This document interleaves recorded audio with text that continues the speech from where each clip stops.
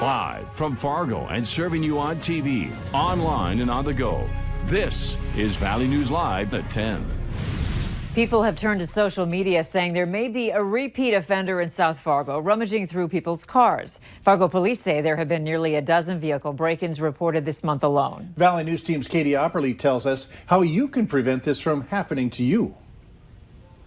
A man living off of 30.5 Avenue South near 25th Street in Fargo posted on social media asking his neighbors if they had had any vehicles tampered with or broken into. He received quite the response. Not one, but 3 people, all within 5 streets of each other, reported either having someone trying to break into their car or getting in and rummaging through their center console. Brian Wald lives across the street from where one person reported an attempted break-in, and he says it's not the first time crime has come to the neighborhood. This year, out on the street here, I witnessed someone stole my roommate's car. Still, that's just one incident in the 20 years he's lived here. So 3 crimes within 2 weeks and so close together, he says that's surprising.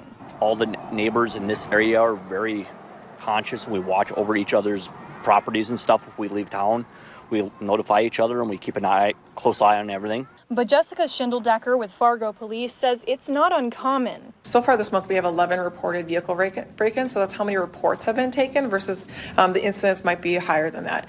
Versus last month we had double that, but keep in mind we're only halfway through the month still. Schindeldecker says oftentimes there is not just one isolated incident. They continue throughout the neighborhood, and that's why it's so important to report any crimes or suspicious activity right away.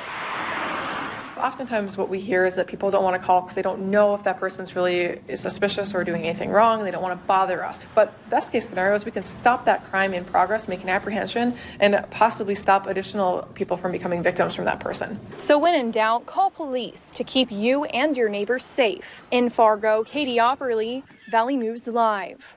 Also, always remember to take anything valuable out of your car and keep the doors locked. Homes could be bought out in Cass County if they're in the flood-prone areas. The county engineer says they're first seeking federal funds. And if that doesn't work, an option is using county taxpayer dollars from a fund set up for flood control projects.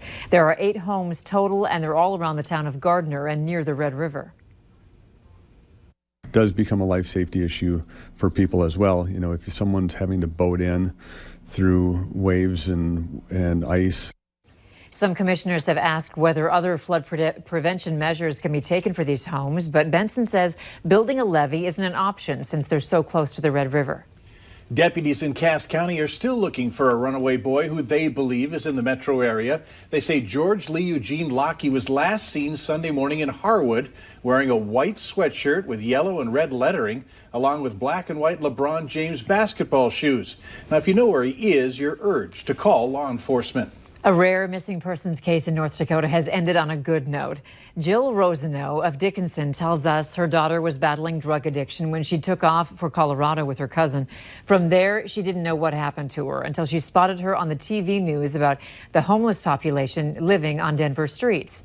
Rosenow bought a one-way ticket to Denver, and for days, she and family members scoured the streets. They would eventually find her in a train station bathroom. She just melted into my arms and we both just cried, and I hugged her, and she said she was receptive. She wanted to go to rehab. Jill tells us her daughter is in Washington State with her grandma until she gets the help she needs and is sober. We wish her the best of luck. A private liberal arts college in Minnesota is removing its founder's name from a campus building after students brought attention to his racist views in the 1800s. The Board of Trustees from McAllister College in St. Paul announced that Edward Duffield Neal's name would be removed from Neal Hall, as well as from a room in another campus building. Neal Hall will be known as its former name, Humanities Building, until a committee chooses a new one. North Dakota's unemployment rate is nearing a record low that hasn't been seen since 1997. Job Service North Dakota reported the state's October unemployment rate as 1.7%. The national October unemployment rate is 3.3%. Unemployment fell by just over 0.2% in North Dakota since September. The largest job growth this year has been in educational and health services. North Dakota's seasonally adjusted unemployment rate is the second lowest in the country. As police in North Dakota are seeing more and more people texting behind the wheel, they want to remind you about the laws in the state. Texting is not allowed. You could face a $100 fine if you're caught. It's also against the law for anyone under the age of 18 to use any kind of electronic device while driving. That includes talking on the phone. You're urged to silence your phone while driving to avoid distractions and put it out of sight. Fargo police have their hands full with traffic crashes. If you are an unfortunate future victim, here's what you should know. Police say they can take a crash report when someone has been injured, if one of the drivers is high or drunk, and of course, if city property is involved. If your accident meets this criteria, you're urged to call police.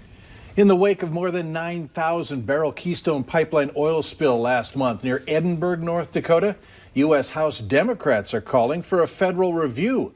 They say it's the third spill in 3 years, calling into question owner TC Energy's management and the Pipeline and Hazardous Materials Safety Administration's oversight. It's expected to take weeks to review the request. North Dakota Governor Doug Burgum has asked for an extension in requesting a presidential disaster declaration following historic fall flooding that caused millions of dollars in damage. The extension is needed to finish compiling preliminary damage assessments. Now, if the request is approved, the department will submit the information to FEMA in mid-December. 11 counties have submitted damage reports, with 8 counties still working on the flooding impact. Valley News Live 10 at 10 continues with no wait weather.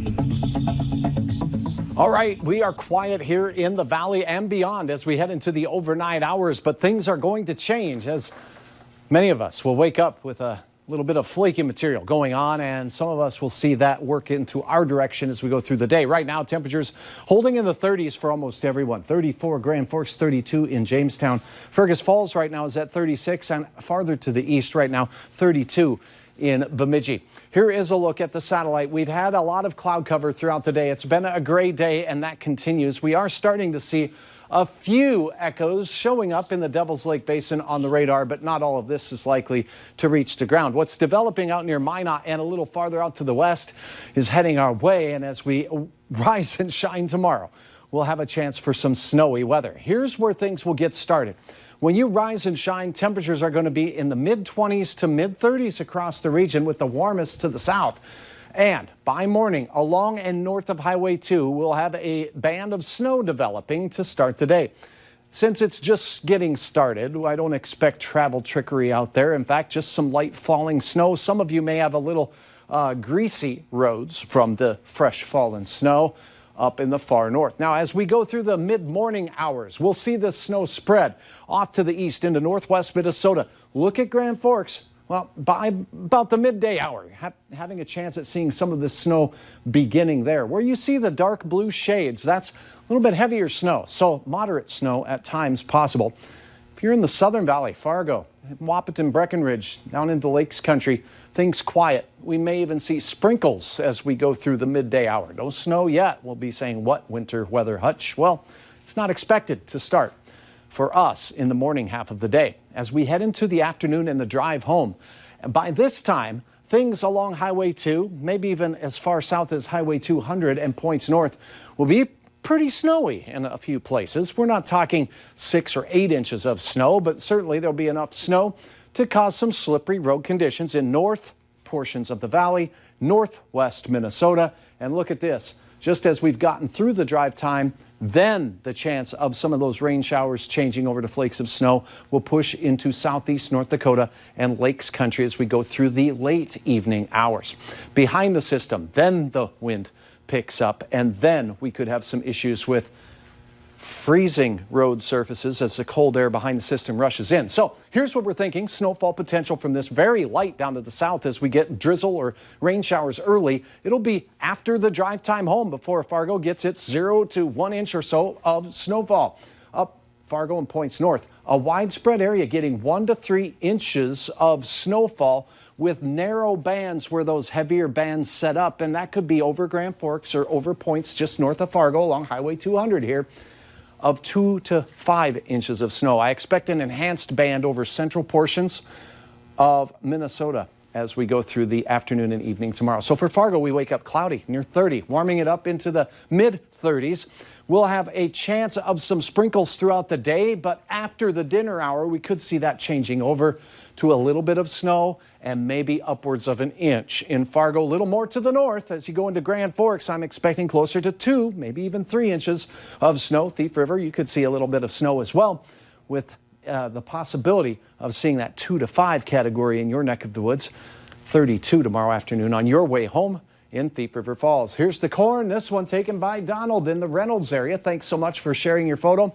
After we get through a weather wiggle Wednesday, Thursday looks chilly and the snow should have exited the region. Then we start a warming trend Friday, Saturday, and into Sunday when temperatures rebound into the 40s. And for the week of Thanksgiving, you two, we're watching a potential winter weather storm that will impact the northern plains. It looks like Minnesota. Wednesday into Thursday, we'll keep you posted on that system because many will have travel plans. Yeah, exactly. All right, thanks, Hutch. You bet. Later on Valley News Live 10 at 10, where do you think your charitable donations really go? Our investigation might surprise you.